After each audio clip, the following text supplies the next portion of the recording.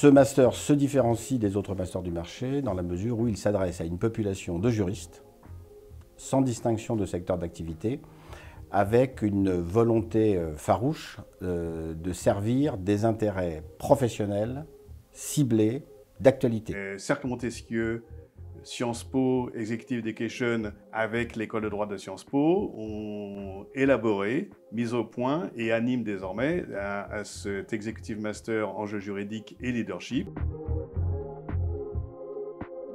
C'est un programme exécutif de portée générale. Pourquoi? Parce que l'idée, c'est de faire progresser l'acteur juridique vers une fonction généraliste, avoir une vue d'ensemble.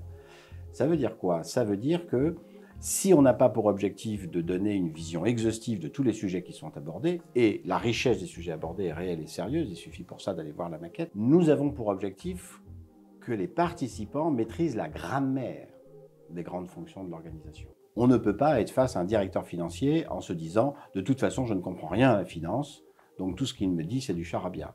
Je dois savoir ce que c'est qu'une comptabilité en partie double, je dois faire la différence entre un compte d'exploitation et un bilan. Et les principaux intervenants de ce programme, ce sont des acteurs clés du monde juridique, dans l'entreprise ou en dehors de l'entreprise, dans le monde du conseil. Il y a en plus de ces acteurs clés, des intervenants de type universitaire, mais qui ont une compréhension fine de ce qu'est l'organisation, de ce que sont les entreprises. Il y a une diversité dans les intervenants, mais il y a aussi une hybridité.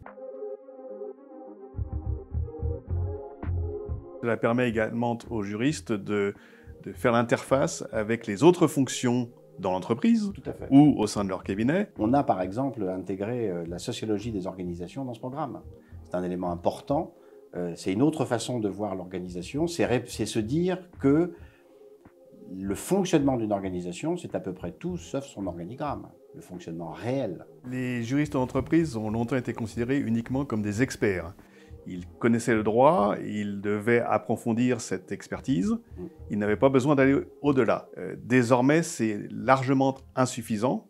Ils doivent s'impliquer dans la vie de l'entreprise, ils ont un rôle qui leur permet d'être transversal. La formation, c'est tout au long de la vie.